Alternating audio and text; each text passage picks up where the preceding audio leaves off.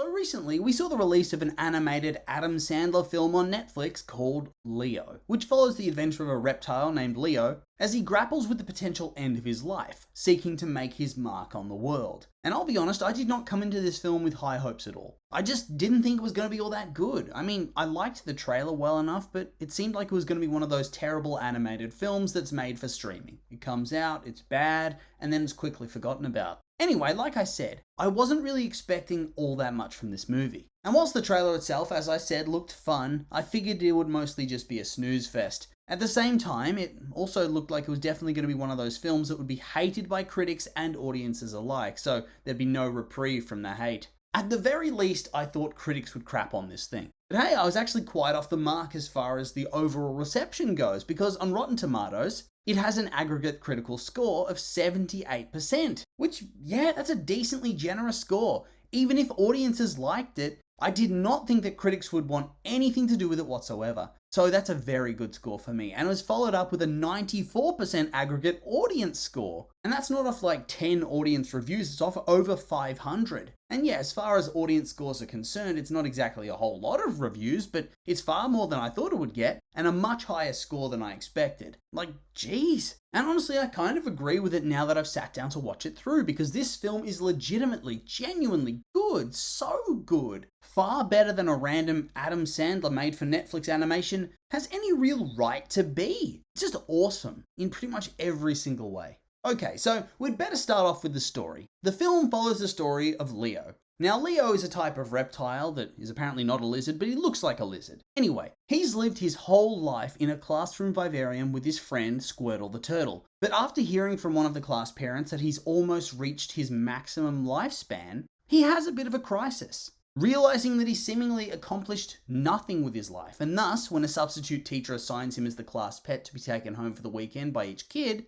he decides that he's going to use this opportunity to escape into the wild. But his attempts are continually thwarted, and after revealing to the kids that he can indeed speak, he begins to find his purpose by putting his decades of school experience sitting in classrooms and observing to good use, acting as a sort of grandfather figure to all these different kids, but making the mistake of telling them that only they can hear him. And in fairness, he does this to try and protect the secret of talking animals, to prevent him being dissected, and also to ensure that they feel heard and feel special. And this all works very well for him, and he becomes a hugely popular member of the class, with the entire class in general growing closer together, whilst also scoring well in tests and all of that sort of thing. And this gets Squirtle to out Leo to the kids in a fit of jealousy. A fit of jealousy that he does come to regret after the substitute teacher learns about all of it and takes Leo away, briefly bonds with him, and then dumps him in the Everglades to try and ensure that she can take the credit for the class's success and get a full-time job as a teacher in the school.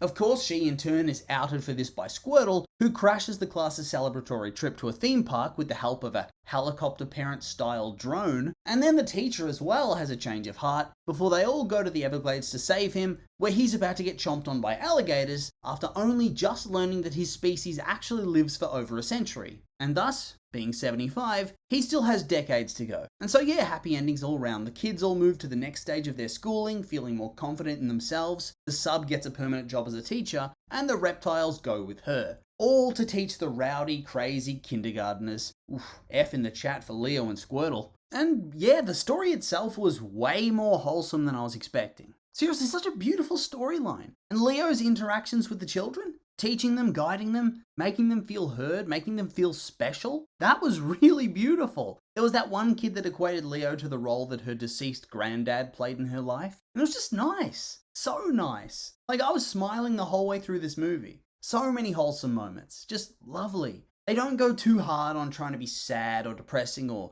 melancholy or anything like that. It's a film that just wants to have a sweet little story. It doesn't try too hard to be something it's not. And I think that helps it succeed. And on top of that, it's actually genuinely funny. Like, the actual script itself has a lot of funny jokes that range from the classic nose exhale that people do when slightly amused to full-on laugh out loud funny. And that was a definite surprise for me. Normally, even in most Disney, Pixar or DreamWorks films, I smile at the jokes but rarely go beyond that. Here, I was legit laughing every couple of minutes, which is always a good sign. And on top of that, I liked that the film was not afraid to be genuinely stupid. Like, there's one scene where one of the dads has a song and dance number where a humanoid pocket watch appears, or a bunch of them do, and it makes you think that this is all just a stylistic choice, that they're not really there. But when the song ends, they're still waiting for him to pay them, which he doesn't, and later on in the film, one of them returns to his kid's party to steal his wallet. Like, what even is that? It sounds ridiculous, but it works. And I mean, I was also a bit surprised because, I don't know, I'm not an Adam Sandler fan. I was when I was a kid. I thought his juvenile, edgy humour was the height of comedy in those happy days, but I think I've largely aged out of his work. And honestly, I feel like he did lose his touch for some of his more recent movies. Jack and Jill, anybody? But in my eyes, he just works so much better in an animated context. That over-the-top juvenile humour, it fits very well here. And it also works previously in films like Hotel Transylvania. And compare that to his live-action stuff in recent years where it feels kind of weird and out of place and kind of cringy. But like I said, in the animated context, it fits well. You lose those strange facial expressions, the strange gestures, and you're just left with really expressive voice performances. And that's what you need for an animated character. A really expressive voice that gets across the emotion that you might lose through not having the actual actor standing right there on screen. Although I do feel like that problem is also just going away as animation gets more and more advanced. And speaking of which, the actual animation, as in the quality of the animation and just the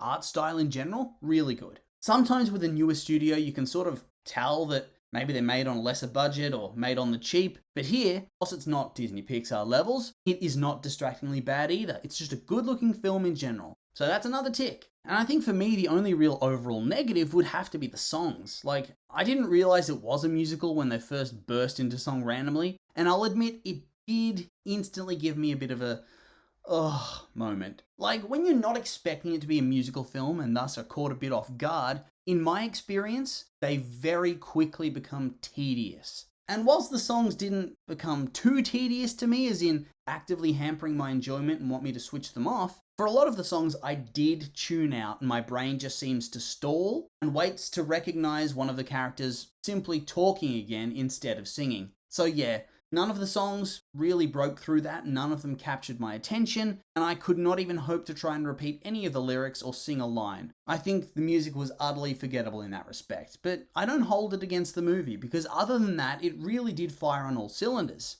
And so in the end, I legit think this is worth a watch if you have Netflix, which many do, let's be real. Most popular streaming service in the world, or at least in the West. And on top of that, I would not be surprised to see a sequel or something like that at some point in the future. It's just really good, and I hope it did well. And so yeah, not really much else to say. And so I'll leave you with a reminder that these have just been my opinions, and now I'd like to hear yours. What did you think of the movie if you've watched it? Did you like it, hate it? You agree with what I've had to say, maybe not? I'm curious for your thoughts, so make sure to like, comment and subscribe and let me know.